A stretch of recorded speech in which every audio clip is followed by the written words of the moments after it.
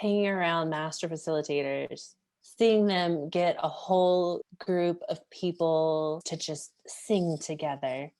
It's just really hard to accept your own juniorness in this area.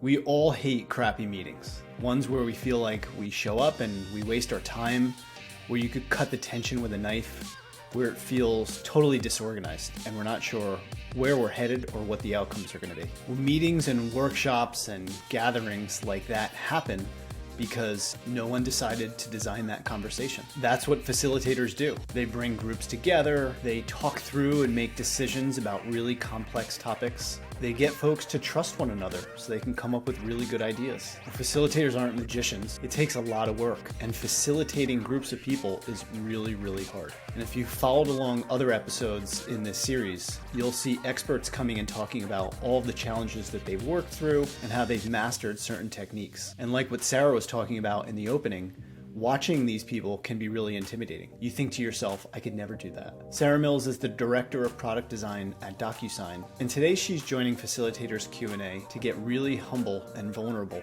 about how difficult facilitation has been for her. If you're facing imposter syndrome or feeling intimidated altogether about stepping into the role of a facilitator, you're going to enjoy Sarah's stories and what she has to share with us today.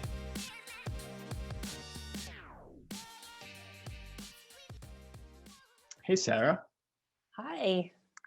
So this series is dedicated to empowering facilitators, and I've had all of these inspiring people on that I've learned from or just admired from afar, and they've come to talk about all of these superpowers that they have as facilitators. And when you and I were talking about facilitation, I appreciated so much how open you are about how hard facilitation is. It's the most recent skill that I've picked up, especially as a leader, and also the hardest.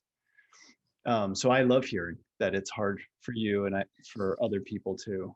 And so today you and I were going to talk a little bit about what it's been like for you to step into facilitation, what the hard things were. But maybe you could just start by telling a little bit about your story with facilitation. Sure.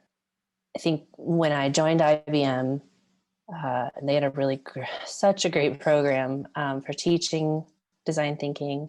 So I got really into it because it was new to me and it just kind of blew my mind. You know, it's one of those things like the first time you do research and you're just like, oh my God, what have I been doing? And it changed how I designed.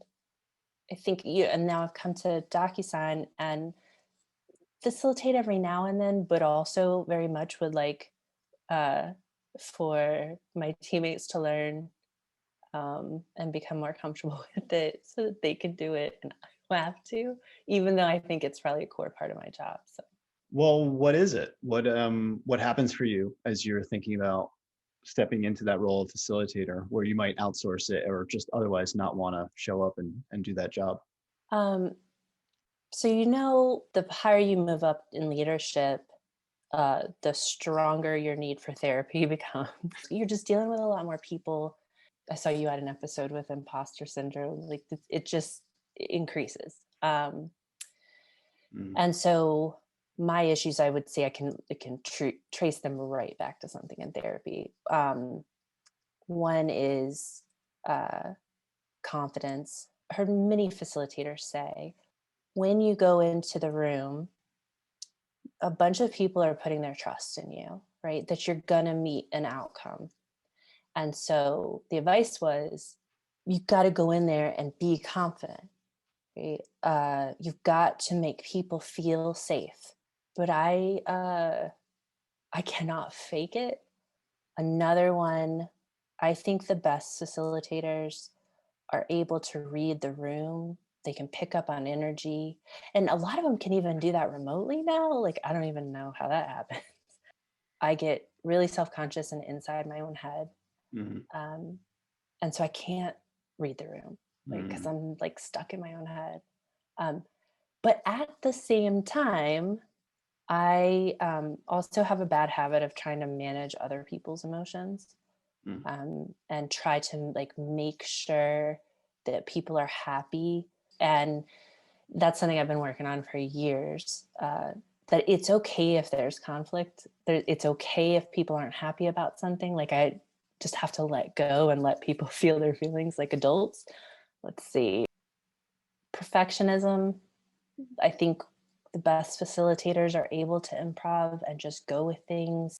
I, for a long time, feel that things have to go in a certain order. That's a mistake. Like design thinking activities do not go in order. But part of what made me a good designer was like a high level of detail and organization, putting everything in its box, and it has to go a certain way, and not settling for things being messy. But that doesn't serve me very well with facilitation. Those are my blockers. Yeah. All Um, my dirty laundry. One thing I heard you say was I saw this spectrum of you on this line of control. And on one hand, as a designer, when you're doing things on your own, you have high control, high visibility because it's your own work. And then when you get in front of the group, I think what I'm hearing you say is you know you need to let go of that control, but because it's important conversations and your boss and your boss's boss might be in the room, and this fear of perfectionism, you have a hard time of letting go of that. Did I hear that right? Yeah, I'm getting better. And I think a lot of it honestly comes with experience, just doing it over and over. You know, if you are a professional facilitator, you're going to happens, right? You just do it all the time. And for somebody that doesn't practice that often and is actively avoiding the opportunities, um, then the benefits of that repeated practice and got the knowledge that you gain from like observing people in groups. What do you try then? How have you made it better for yourself?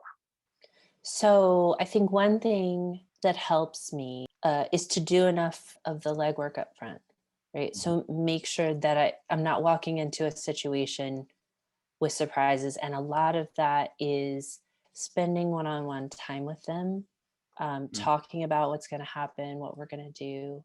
Another big one is just having to like talking through the workshop with a colleague and kind of brainstorming like, oh, okay, so if we do this next, what kind of, blockers do we think might happen? And just, the same as you would practice like a script for, a speaking engagement.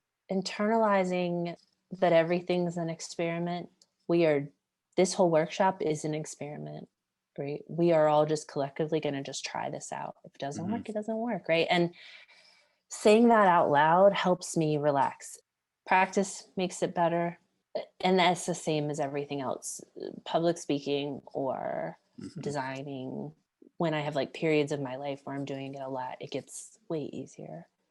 Taking the formality out of it. So if I am treating it like some big event, oh, this one happens all the time, that this is design thinking, capital letters, and colleagues that haven't done this type of thing before are going to form opinions about it based on my performance. And if I just can reframe it in my head as like, this is like any other kind of working session, that helps a lot.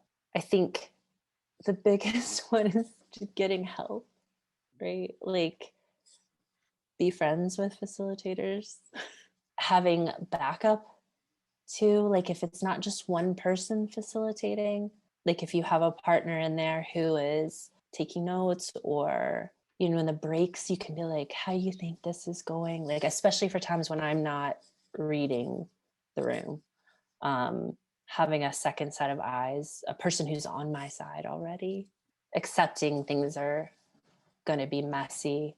Nope.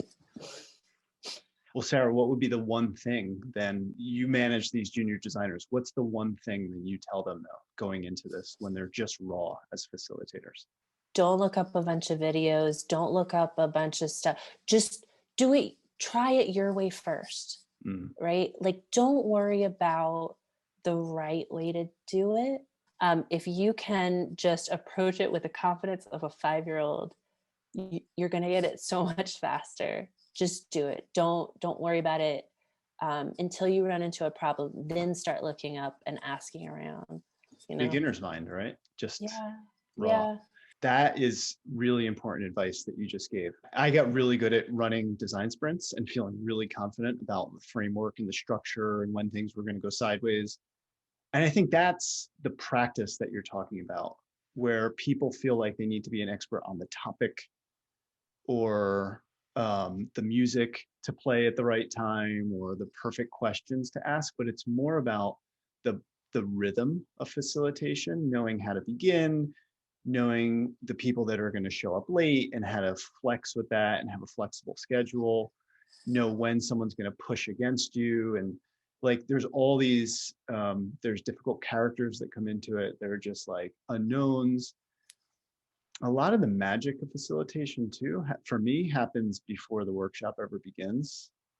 And that's where it's just like you talked about, like prep and doing the one-on-ones with people so you know the questions and the challenges that they're going to come into. Hanging around master facilitators, seeing them get a whole group of people, like you said, with difficult personalities to just sing together. When you know that's like what good looks like, it's just really hard to accept your own like juniorness in this area. Well, of all the ideas you shared today, the one that the one that I thought was most interesting, especially for folks that are just getting started with facilitation, is having someone, a partner, come and attend your workshops, because having that person go and like kind of audit and come back to you and say, you did these 5 things really well, and these 2 things I thought you did much better than we originally thought you were going to do, but here's a little bit of feedback to it. You know, something I'm curious about, getting my feelings hurt, to put together like a workshop, or anything like a sprint, and there will be people like behaving in ways that I am reading as disrespectful, right? Like they show up late. And I was just curious, like if you've ever dealt with that or Yeah. yeah. And far beyond just in workshops, I mean, in conversations with friends and family members, I think a lot of it comes from the meaning that we attach to it. So the story that we create. So when you ask that person, right, like the person drifts in 10 minutes later, the story that immediately goes through our head is they don't respect us, they didn't listen to our rules.